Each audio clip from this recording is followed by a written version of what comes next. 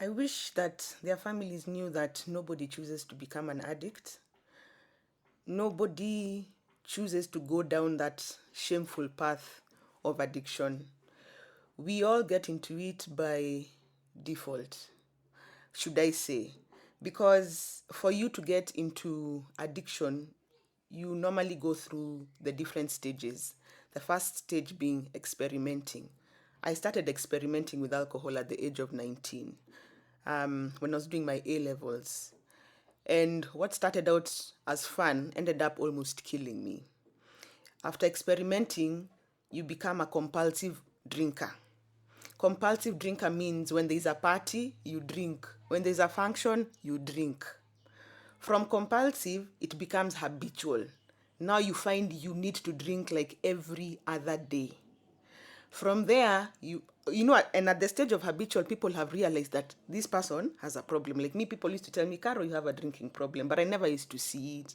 Because another thing, I used to be told, you drink very fast. I didn't know that drinking very fast means I have a problem. So I'd become a habitual drinker. I used to be those drinkers who drink on Friday, Saturday. But now my Friday moved to Thursday, it moved to Wednesday, it moved to daily, Monday to Sunday. And yet I'm employed. After habitual now, you become the full-blown addict. You're an alcoholic. I was an alcoholic for many years, but I didn't know. You see? So, and unfortunately, many families always think that their loved ones who are in addiction are there because they want to be. And so you'll hear somebody telling somebody else, you can stop if you want to. And I remember me used to be told so many times by my parents, Caro, you can stop if you want to. But me, I reached a point where even I didn't know that I couldn't stop. Because I could stop for a few weeks and go back. And when I go back seriously. So families should understand that addiction is real. It is not anybody's choice. I can assure you that even those people you see sleeping on the streets or moving from club to club or from wines and spirits to wines and spirits looking for alcohol, it's not because they enjoy it. Imagine somebody reaches a point whereby your brain now has reached a point of no return. And unless you get help, you're stuck and you're sunk, and many people die from it. So please, family members, for those of you or significant others who have people struggling with alcoholism, kindly know that they are not there for the fun of it. Stop hiding them. That's another thing. That's another problem we have in this country. Hiding your children because they are struggling, especially those parents who hide their daughters. Because in Africa, if you're a female, we are stigmatized. How can you be an African woman and you're drinking? You must be a prostitute. Yet we are not prostitutes. Alcohol is no respect of gender. Male or female, it catches us the same. So if you have somebody who is struggling with it, kindly come out, look for help before it's too late. That would be my greatest advice. Alcohol and depression are intertwined. Alcohol can lead to depression, depression can lead to alcohol. It goes either way. And especially if you have, what do I call it? If you've had a mental illness, if you've had or you've had a traumatic experience that has led you to depression at some point, it could easily lead you to alcoholism. Alcoholism also leads you to depression, You become you're so deep into it that every time you try to come out, you get depressed. So what do? You find yourself going back to lift up we call it dopamine levels.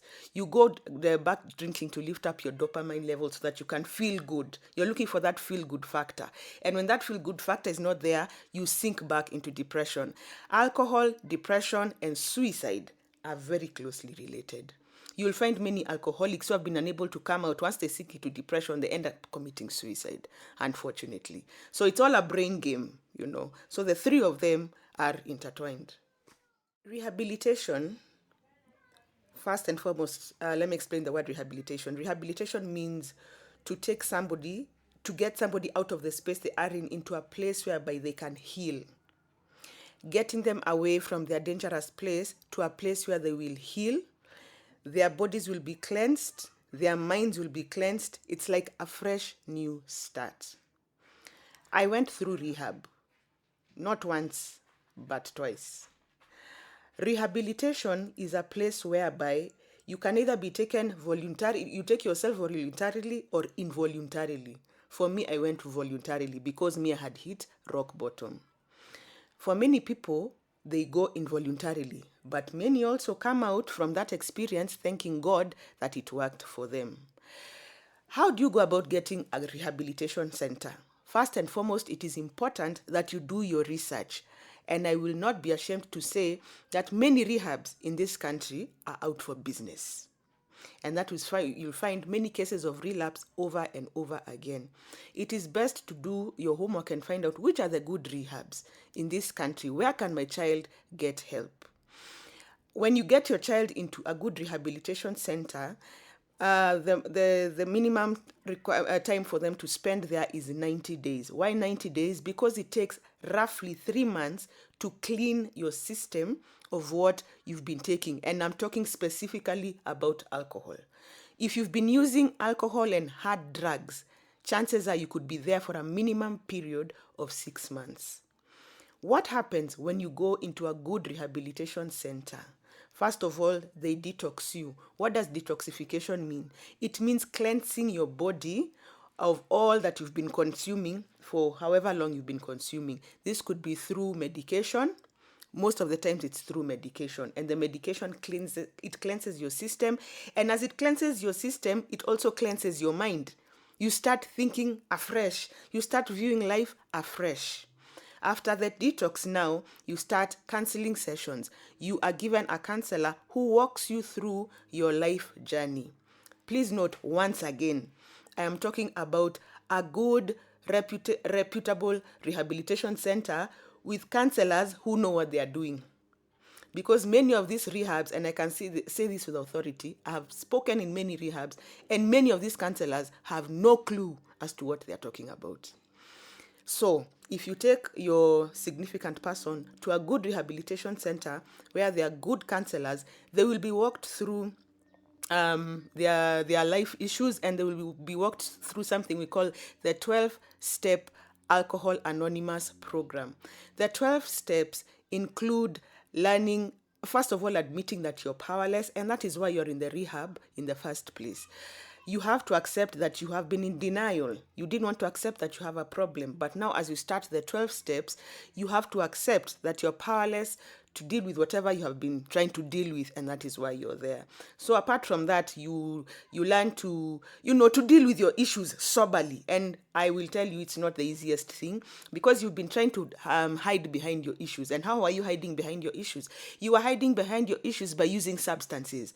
Now you're dealing with your issues head on. For me, I'm telling you, it was quite difficult in the first month because I had forgotten how to talk to people. The only thing I used to talk to was my bottle. Imagine, that's how bad it was. Now you're hearing me now, and I'm not the same person that I was when I went into rehab. You learn how to address your issues soberly, squarely. Painful as it is, it helps you to grow. You also learn to, you're made to think about the people who you've hurt and the people that you feel have hurt you, and to make amends with them at some point. You also go through family therapy because your family has to come in and you address those issues together and you start the journey. It's not an easy journey. It's not a one-step program. It's a lifelong journey because we are in recovery. I am in recovery. I'll be in recovery for the rest of my life. And so I have to keep taking things one step at a time. There's this notion that rehabs are expensive. They are not very cheap, but there are some good ones that are fairly priced. And so as long as you've done your homework, you'll be able to find the good ones, where they are, the one that is best suited for your significant other. Thank you. There are people who come from very difficult environments where they are surrounded by alcohol, drugs, crime, sex trade, and things like that. For someone who is surrounded by an environment that makes it very difficult for them to stop drinking, stop using drugs, and maybe financially they're not well off, and they want a fast step to get out of addiction or out of problem drinking, but they are surrounded by these things, by the temptation and everything. What is the way forward for such people? Do you know that if you're determined to do something, you'll do it? It doesn't matter. It doesn't matter your circumstances. It doesn't matter your surroundings. You can be surrounded even by the biggest drug lords around you. But if you as a person, you're determined not to walk that journey, do you know you will not? It is not easy, but do you know you're going to look for somebody who will hold your hand and probably get you out of that space? It doesn't matter your economic status. I know people, my own friends, who have grown up literally in such places, but they were so determined to come out. And now they're out and they're helping the same people that they left in that place. What I'm trying to say is this. It starts in your mind, and it starts in your mind and in your heart, and in prayer also. You tell God, God, remove me from this place. Imagine, he will not let you sink in that place. If you just reach out to him, he will get you out. But if you sit there and fold your hands and decide, this is my life, this is where I'm supposed to be, I was born here, I was bred here, I will die here, imagine that is what is going to happen. But if you unfold your hands and you do like this and you tell God, God, get me out of this mess, imagine he will do, because he's God. That's who he is. He will glorify himself through your situation. So it starts with you, imagine, not even with God. It's with you telling God, God, I want you to get me out of this mess, and he will. There is nothing that is impossible. Believe it. I don't care what kind of situation you are in, whether you come from such a bad background, whether you live in wherever you live, it starts with you. Nobody else. It starts with you. And then God will take up the rest. Imagine, guess what? My lady friend, wherever you are, you're still here. It doesn't matter what you've done. It doesn't matter how many men you've sold yourself to. It doesn't matter how many abortions you've had. It doesn't matter what you've done. You're still here. That is what is important. And if you're still here, can you raise your head up, walk tall, get out of whatever mess you are in, look for help? There's somebody somewhere who is willing to hold your hand. Believe it. Imagine that person is there. Whatever you've done, it doesn't matter. First and foremost, there's a God who forgives, and he forgives quickly and he forgets quickly. In Psalm 103:12, we are told, as far as the east is from the west, so far have you removed my transgressions from me. My transgressions are my sins. And when he forgives you, he casts your sins into the sea of forgetfulness to remember them no more. In 1 John 1:9, we are told, when we confess our sins, he is faithful and just to cleanse us of all our unrighteousness, which means all our sins. So wherever you are, even if you're listening to me right now and you're doing some strange things that you know you shouldn't be doing, pick yourself up. You're still that lady that God made. He has your blueprint written on the palm of his hand. Wherever you are, get up from there, look for help, talk to somebody, and that is the starting point. There are women who've done crazy things, crazy things. But if you hear their stories today, those ladies are role models. I being one of them. We are role models, and we are here ready to help you who is listening to me and watching me. We are here to help you walk that path of recovery, walk that path of stopping to feel ashamed of yourself, dusting yourself off and starting again. It's never too late. And I always say it's never too late. As long as your brain is working, as long as you are still alive, there's a God out there who is listening and he wants to help you. And I'm also here to help you because I've walked that path and I'm not ashamed. That's why I share my story so openly and so unashamedly, because I've walked that dirty journey. But I'm here sharing my story because I am here to give you hope. And it is because God is living in me, and that is why I have the authority to give you hope. So rise up, lady, wherever you are. Rise up. Put your chin up. Dress up. Show up. Look for somebody. Help is on the way. A very interesting question, because I have never understood it. Like in my family, we are 5, and we are all so different. But of all the people who've struggled in our family, I think I've been the worst. I don't know. I hear it has to do with our personalities. That is it's a very broad question. I can't explain, but we're all wired differently. Some of us are just more predisposed than others. Some maybe go through traumatic experiences while others don't, maybe at a certain point in their lives, either in childhood. Others may have gone through the same experiences, but they walk a different journey. So that's quite a broad question. That would take a whole scientific research to go through that question. Okay. Because addiction is, as much as it's a brain, it messes up with your brain. So you become a manipulator. Alcoholics are manipulators, con men, stroke women. There is nothing you won't do to get a coin. Me, I've manipulated, I have conned, I have stolen, I have lied, I've done things that any alcoholic would do, because that is what we are wired to become. That's what we are wired. That's how our brains become wired. Alcohol messes with you, period.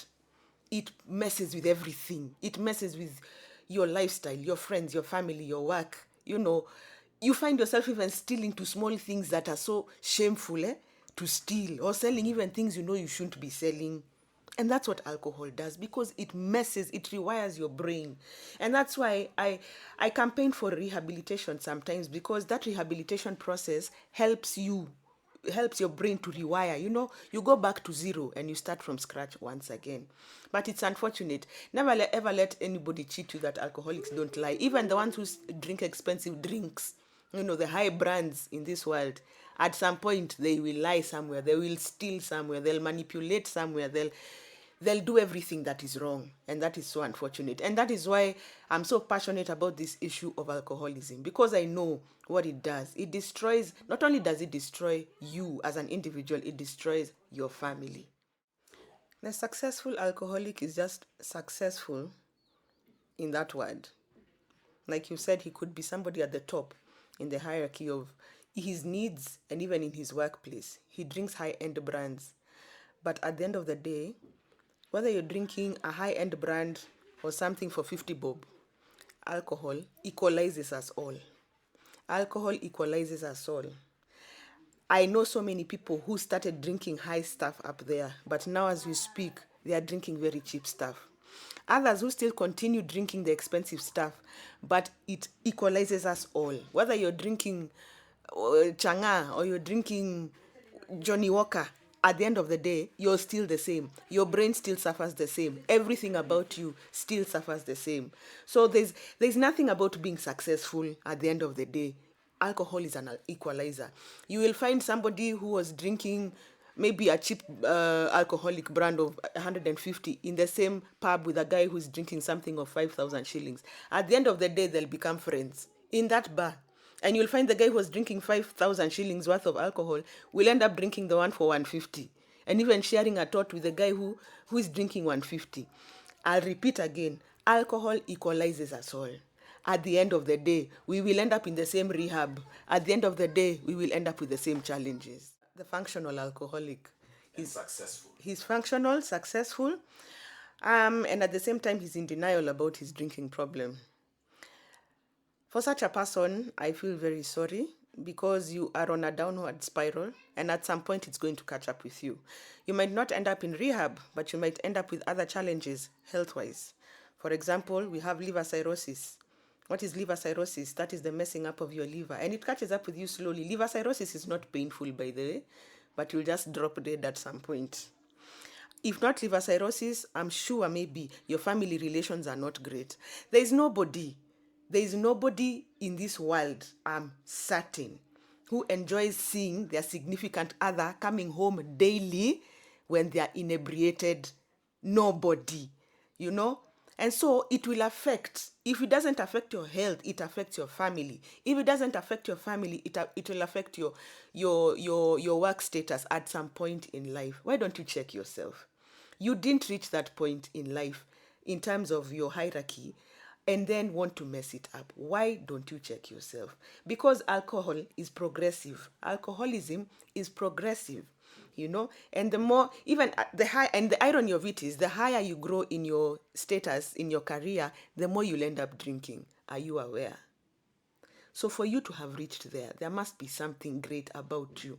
Don't let that greatness be destroyed by your drinking habits. You may be sitting there with your drink and thinking you're just drinking for fun, but there's something I'm sure in your life that is amiss. Why don't you have that checked? You may not need to go to rehab, but you may need to speak to somebody in confidence. If you don't want to speak to somebody physically, you can get an online counselor. There are online therapists also. You can afford it. It would be good to do due diligence for your own safety, for your own family, and for the sake of your career and your health. Make your teenager your friend. You don't make your teenager your friend when they are a teenager. it is supposed to be progressive from childhood. What does making your teenager your friend mean? It means wanting to be in their lives, not nagging. There's a difference. Wanting to be in their lives, knowing who are their friends. When they're on holiday, ask them to bring their friends home, for a meal or for a snack or something, or to watch a movie or to play a game. And the reason you're doing this is because you want to know the kind of friends your child is engaging with. By the way, birds of a feather flock together. If your child is hanging around kids who you suspect, and as a parent, when your suspicions are there, chances are your suspicions are correct. That's why God put them there. If you feel your child is hanging around funny people, chances are your child may also be put into that mix. The problem with many parents is we try to treat our teenagers the way us we were treated growing up. Most of us had parents who are very harsh. There's like no going out, no bringing your friends, no doing this, no doing this. Teenagers for these days have changed. If you don't make them your friends, my friend parent, you're the one who's going to suffer.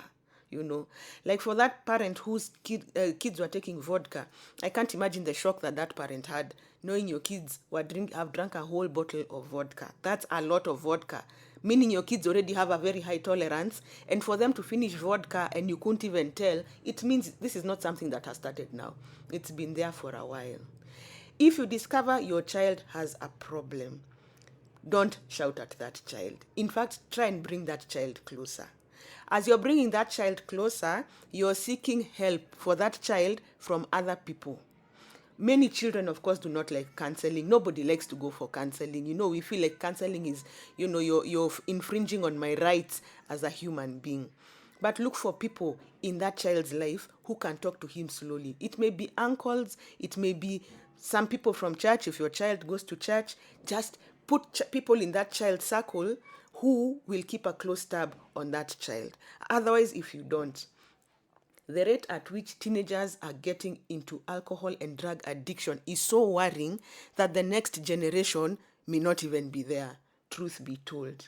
So first, as a parent, because I am a parent of a teenage child, make your child your friend. And when you make your child your friend, not only will they introduce you to their friends, but they'll even tell you things about their own lives that you didn't know.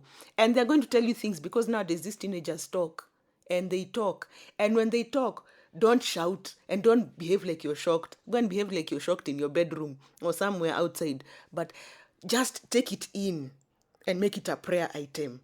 And I'm telling you, the closer your child is to you, you'll be able to work with your child, even if your child has a habit that you don't agree with. Even you as the parent, because God has given you that authority, you can be able to speak to that child and speak into that child's life. And you'll begin to see things change, slowly but surely. But if you're so harsh on that child, you reject that child, you reprimand that child, even when they come home drunk, you're busy shouting at the child, you're saying they'll not eat, they'll not do this. Next time you'll hear they have run away. I'm not saying that you should embrace their bad habits. What I'm saying is take them into stride, walk with them slowly, and surely you will see a change. And for those of you who have rejected your teens and now they have gone away doing things that you do not agree with, and there are many things that they're doing nowadays that parents we don't agree with.